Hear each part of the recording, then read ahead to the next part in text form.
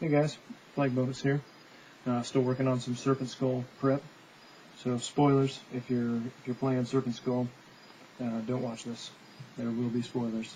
All of my videos will probably contain, or possibly contain, Serpent Skull spoilers, and will most certainly contain swearing at some point, I'm sure. So yeah, these are the title stones that the players discover on Smuggler's Shiv. And I wanted to have something, I like to have set pieces for certain points in the adventure path, just to make it memorable, drive it home a little bit. So this is just that typical pink insulation foam, high density foam, carved and coated. I use, I'm sorry if I say your name wrong, man, the Camelopian.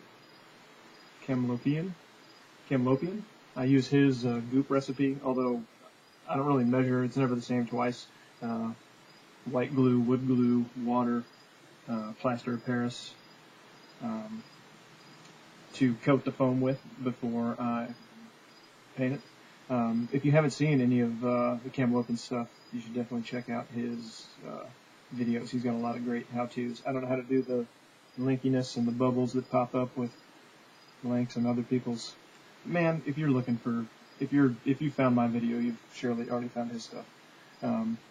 Terrain Noob is a guy I've been watching lately. I just recently found. He's got some great stuff. He's working on this tavern/inn right now out of foam core and balsa. That is fantastic. It's coming along real nice. And I know that he uses the same coat recipe. I asked in one of his videos. He was kind enough to respond.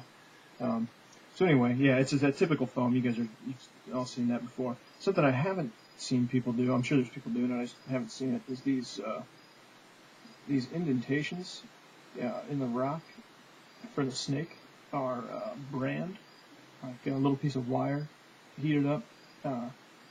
I'll show you more about that in a minute. I haven't seen anybody do that. It's kind of a good way to get runes and carvings and whatnot into the rock. Another thing I did was took sinkers, fishing sinkers, just lead weights to put in the bottom to give it a little, give it some substance. That stuff's so light, it's easy to knock over. Even just like setting books on the table, it creates enough wind, especially those Pathfinder books. Creates enough wind to knock that stuff over. So that helps prevent that a little bit. And then this is just, what they're sitting on is just from the map pack line, the Game Mastery map pack line. They're just these little 5x10 cards that usually 2 of them in a pack go together. And then there's like, 12 scenes in a pack. This is campsites. It's just, like 12 little campsites. They've got, Lost Island, little shipwrecks and stuff on islands. I think there's mines, caves. They're a cool little product. We don't use them a whole lot. We've got a lot. I use them, for little set pieces like this. Anyway, that's beside the point. Let's talk about those brands a little bit, right? So, what I do is I just take a piece of wire and bend it into interesting shape. In this particular case, snake, because that's what's described in these pillars and monoliths or whatever you want to call them. And then this is just a test piece that when I'm just testing other pieces on, and you're definitely going to want to do that before you do it on your actual project, because you want to get a feel for, because it'll sink. If it's hot, it'll sink in there fast. And not only go maybe deeper than you want, but it may get stuck as it starts to cool. Then it gets stuck, and it may not want to pull out of there. It will create lots of little hairs that come off, but that's fine. When you're working with it, that stuff comes right off and disappears. I'm sure the fumes are terrible, so. I always have a fan running and the door open, and it's fairly ventilated in here. I'm sure you're going to want to make sure of that if you do it. But yeah, I just heat that up with a lighter. Just, heat it up a little bit. It'll actually glow a little bit. When you see it red, then I let it cool for a few seconds. Leave this pressed down flat, lay it flat on something, so that you can get above it and just come straight down like that.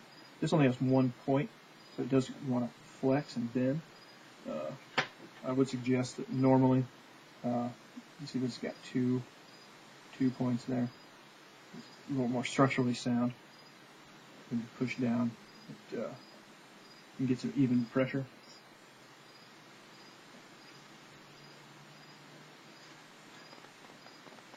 So yeah, that's it for now. I'm going to be working on a couple more props for book 1 before I get started on book 2, Racing for Ruin.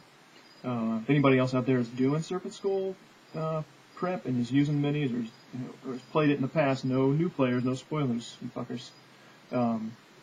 If you go to the Paizo forums and go way down to where the adventure paths are and find Serpent Skull, search a guy named, his forum name is Pirate. He has been doing sick stuff with pink foam. Huge pieces, like entire dungeons. He'll take like a whole 4x8 sheet of pink foam and cut the whole dungeon out of it and sculpt it up and paint it up. Covers everything up with little pieces of black felt to be like a fog of war that he unveils as his players go through. Amazing. Everyone should be so lucky as to have a DM so dedicated and talented. If you get a chance, if you're doing Serpent Skull, you really should check out his stuff. Other stuff that other videos coming up.